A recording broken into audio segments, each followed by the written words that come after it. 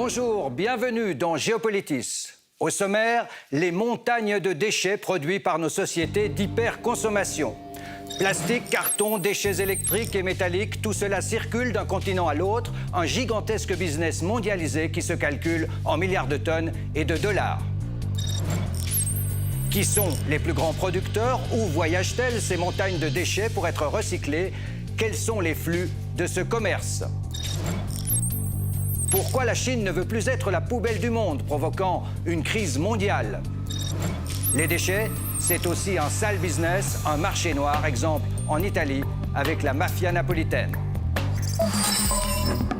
Durant les 26 minutes que va durer cette émission, quelque chose comme 30 millions de bouteilles en plastique vont être fabriquées à travers le monde.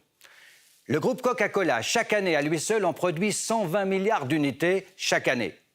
Les objets plastiques ne représentent que la partie la plus visible de nos détritus rejetés par notre société d'hyperconsommation. Papier, carton, verre, métaux, pièces automobiles, batteries, déchets de bois, électriques, déchets électroniques, huiles industrielles, sans parler des déchets nucléaires qui mériteraient à eux seuls une émission spéciale. Tous ces détritus, quand ils ne sont pas incinérés, enterrés ou dispersés dans la nature, dans nos fleuves et nos océans, viennent alimenter les flux planétaires du business du recyclage. Un business estimé chaque année à 175 milliards d'euros, selon les chiffres officiels du Bureau international du recyclage. Figurez-vous que la première femme milliardaire en Chine l'est devenue en retraitant des montagnes de carton et de papier importés des États-Unis. Mais la Chine, suivie désormais par d'autres pays d'Asie, ne veut plus être la décharge du monde. Des navires avec leurs cargaisons sont désormais renvoyés à leurs expéditeurs, provoquant un cataclysme dans les pays les plus développés.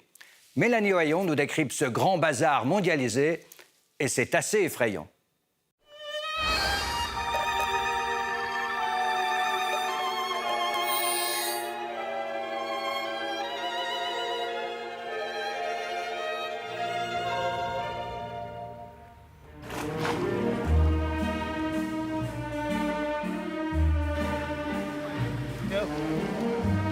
Homo detritus. Chaque année, l'homme régurgite le poids de 200 000 tours Eiffel, l'équivalent de 50 millions de camions 40 tonnes. Bout à bout, il ferait 15 fois le tour de la Terre chaque année. Chaque année, 2 milliards de tonnes de déchets ménagers. Dans nos poubelles, beaucoup de restes alimentaires, du papier et toujours plus de plastique. Et ce n'est que la partie émergée de nos montagnes de déchets, alimentées aussi par l'agriculture, l'industrie, les secteurs de la construction, le nucléaire. Globalement, plus un pays est riche, plus il jette. Dans le trio de tête, les États-Unis, la Chine et l'Inde, à eux seuls, ils génèrent le tiers de la masse mondiale des déchets, l'équivalent d'à peu près 70 000 tours Eiffel. L'Allemagne est 8e, la France 33 millions de tonnes et 10e.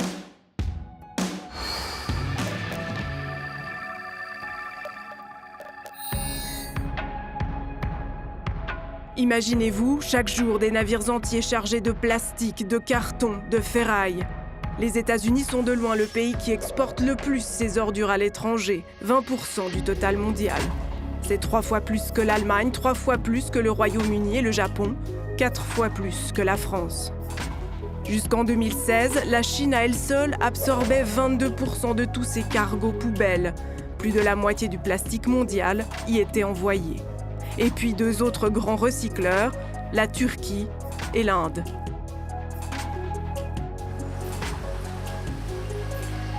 Certaines usines transforment les rebuts en or. Le business du recyclage est estimé chaque année à 175 milliards d'euros.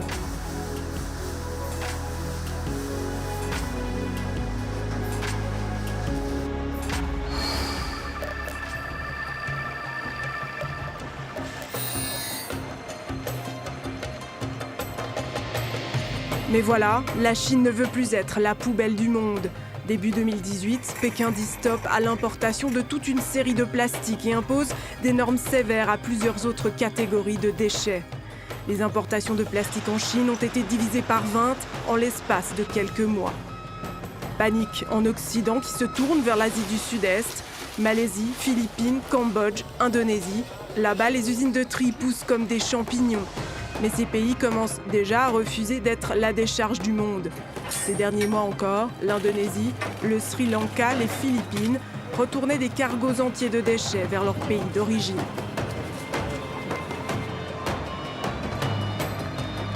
Et ce n'est qu'un début. Tout est à repenser. Notre planète étouffe.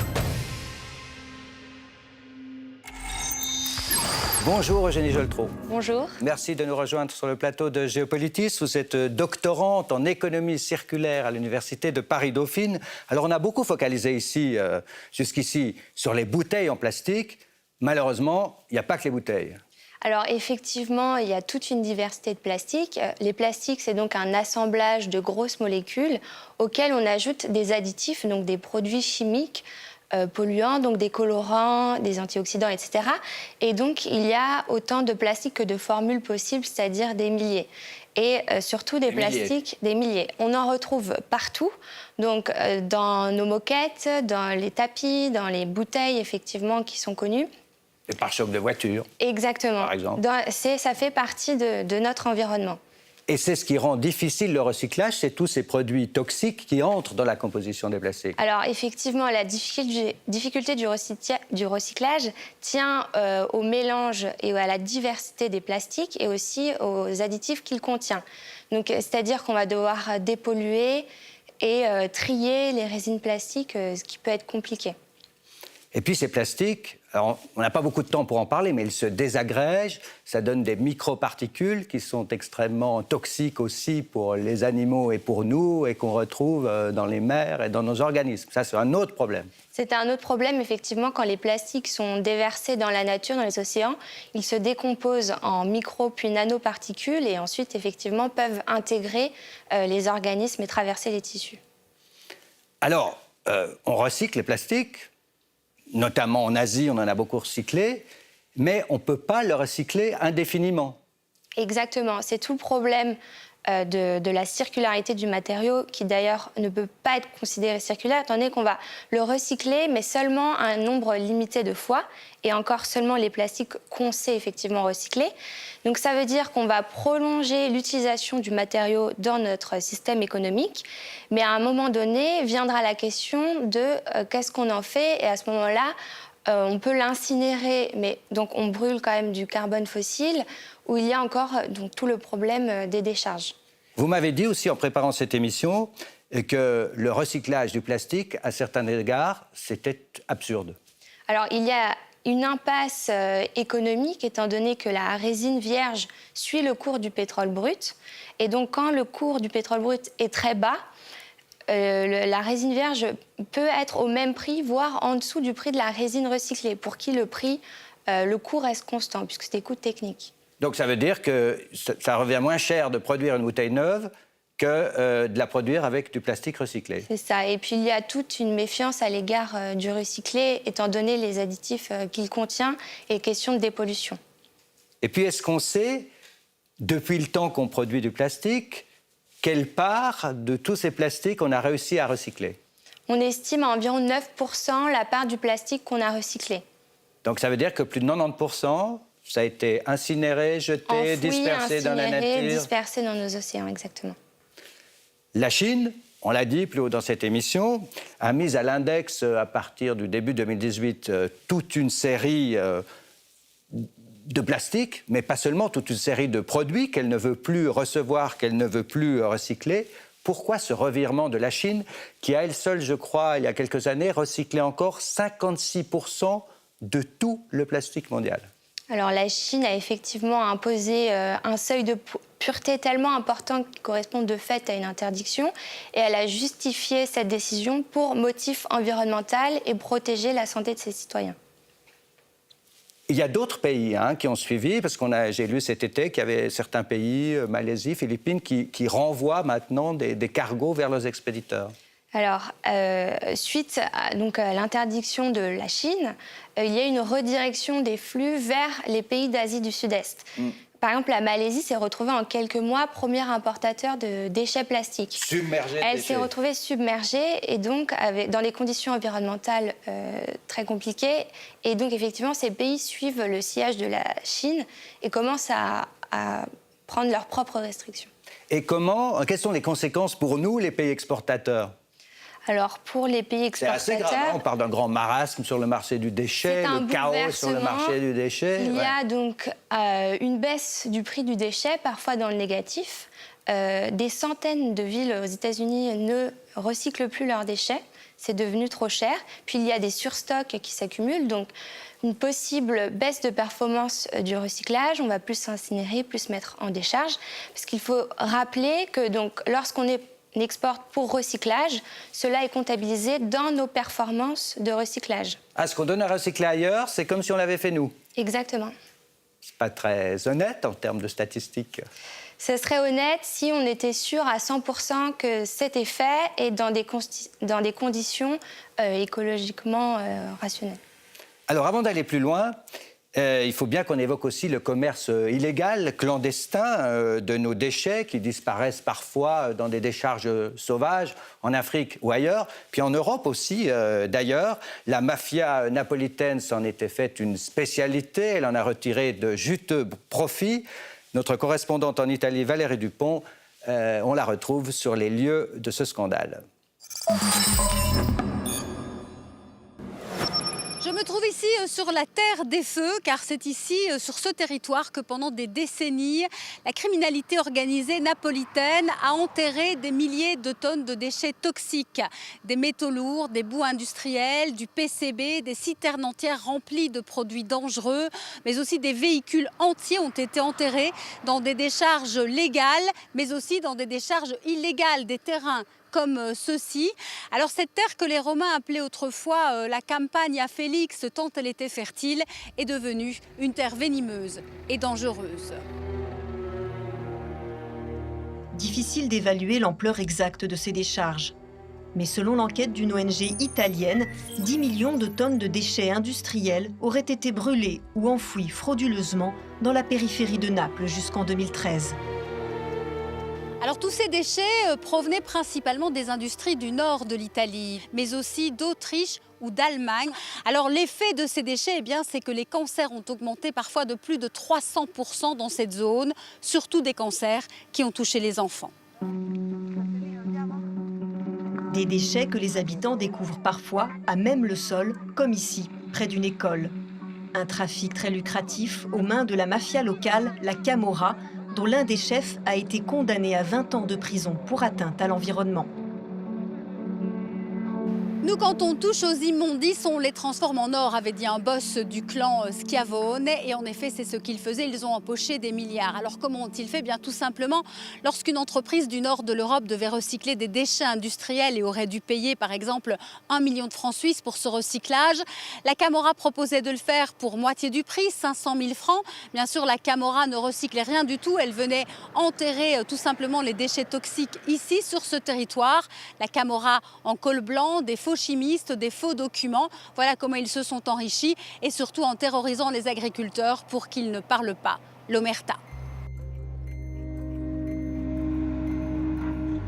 Il faudra des années pour décontaminer ces terres. Mais ce n'est pas tout.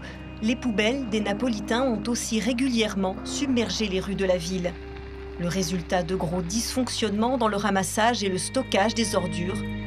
La région porte encore les stigmates de ces crises.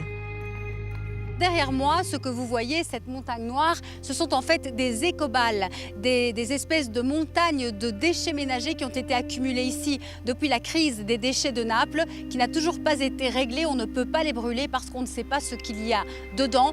On estime que l'État italien a dépensé plus de 25 millions de francs en 14 ans pour cette crise des déchets.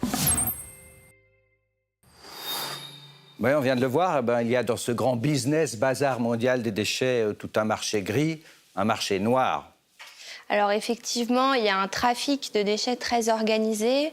Notamment, les acteurs utilisent des faux documents aux douanes ou alors on cache une marchandise illicite dans de la marchandise légale, où on fait passer de la seconde main, enfin on fait passer des déchets irrécupérables pour de la seconde main.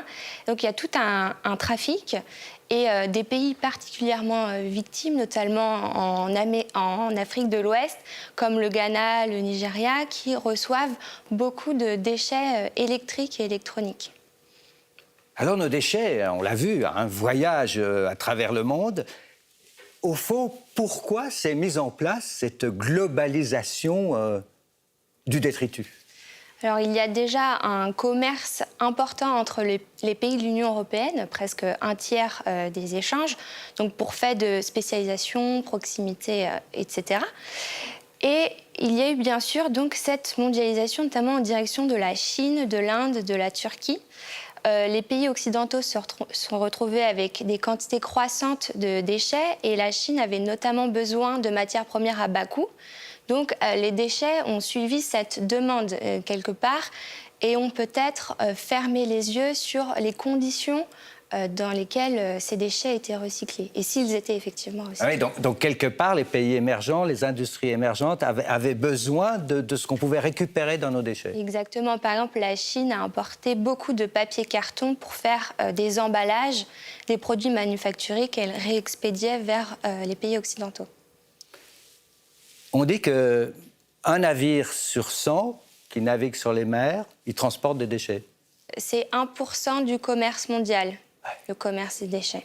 Est-ce qu'il y a pas une forme d'égoïsme de la part des pays riches d'avoir mis en place se débarrasser de ces déchets, et souvent toxiques, vers des pays plus pauvres?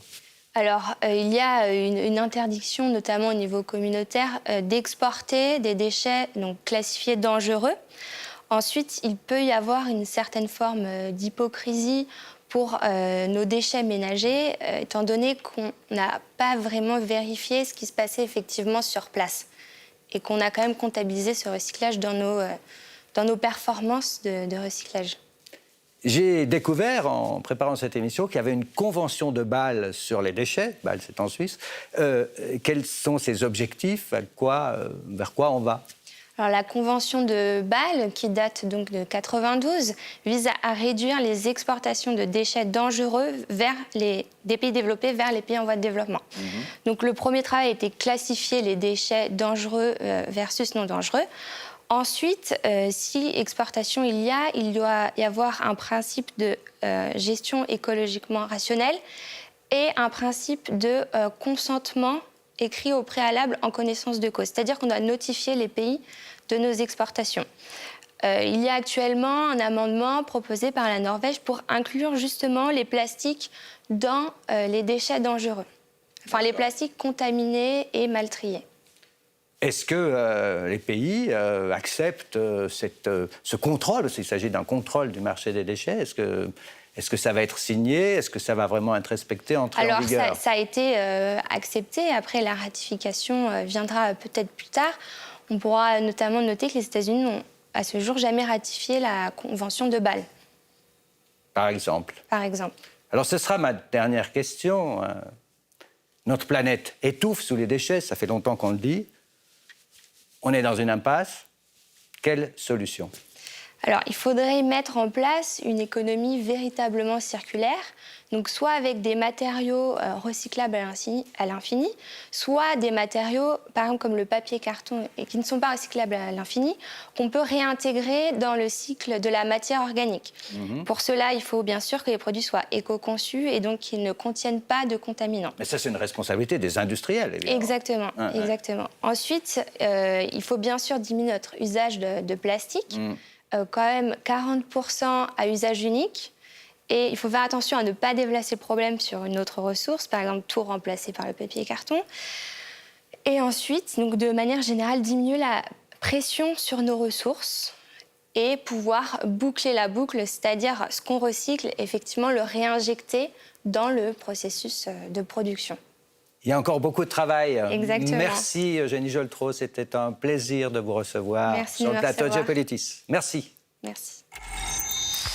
Cap maintenant sur l'Inde. Toutes les grandes villes du monde sont confrontées au casse-tête des déchets. Dans la banlieue de New Delhi s'élève une gigantesque montagne de détritus, la plus haute de l'Inde. C'est notre rubrique, mais encore.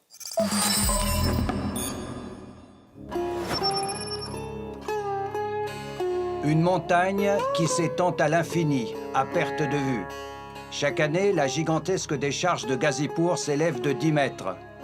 Elle dépassera d'ici peu la hauteur du Taj Mahal et ses 73 mètres, alimentée par les détritus des 22 millions d'habitants de la capitale indienne. Quand l'économie explose, qu'on gagne plus d'argent, on achète de plus en plus de choses et ce n'est pas très sorcier de faire le lien. Plus on achète, plus on jette. Donc c'est ça le défi de l'Inde, jeune et moderne, qui se développe.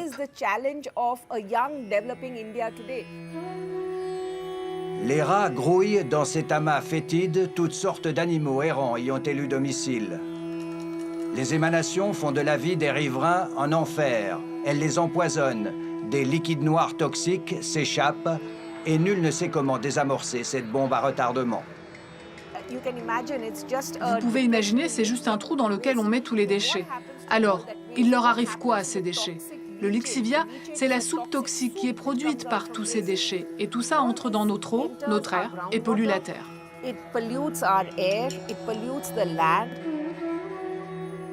Régulièrement, des parties de la décharge s'enflamment. Les incendies sont alimentés par les poches de méthane qui se forment à l'intérieur.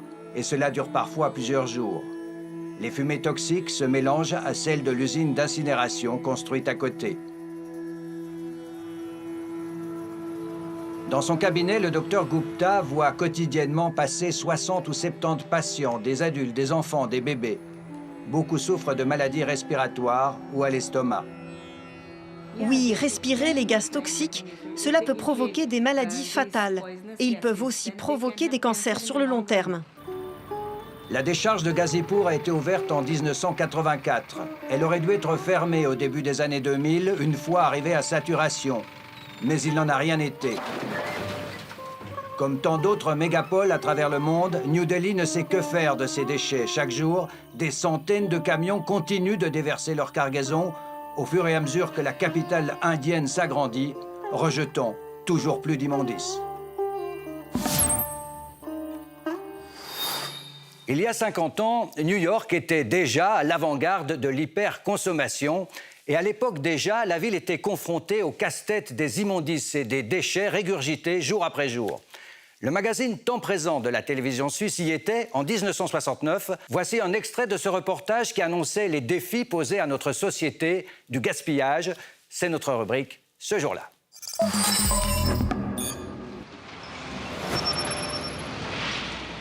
Qui consomme régurgite. Cela veut dire déchets, détritus, ordures. C'est même de plus en plus caractéristique de cette fameuse société de consommation. On s'étonnait de ce qu'elle produisait, de ce qu'elle engloutissait. On commence à s'effrayer de ce qu'elle rejette.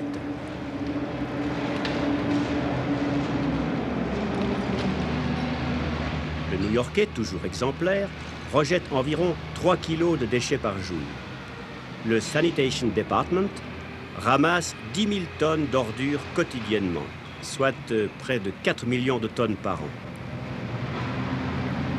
Much more dirt, there's much more garbage. It's one of our most serious problems in New York. It'll be one of the most serious problems in the world, what man does with his wastes. How's that? Batman's Batmobile is in town. Direct from the Batcave. What's what?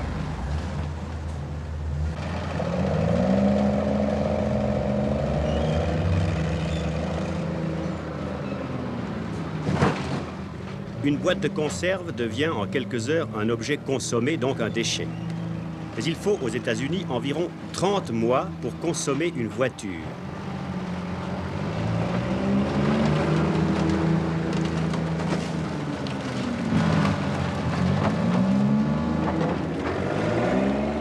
La consommation, c'est aussi la destruction. C'est surtout la destruction. C'en est fini de la permanente préoccupation humaine qui, au travers des siècles, crée l'objet pour qu'il dure. Aujourd'hui, faire durer un objet est un non-sens, pire, presque une faute contre la société.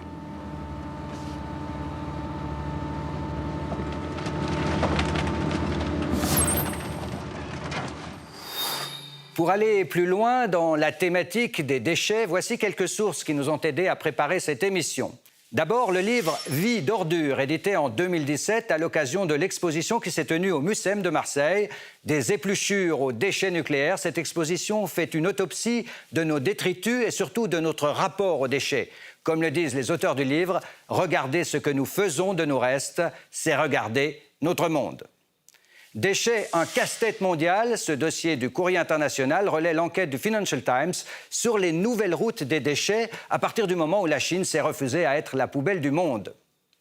Élise Lucet et son équipe de Cache Investigation sont partis explorer le continent de plastique et dénoncent les industriels qui font porter la responsabilité de la pollution sur le consommateur. À revoir sur la page YouTube de l'émission. Ceci n'est pas un film de science-fiction.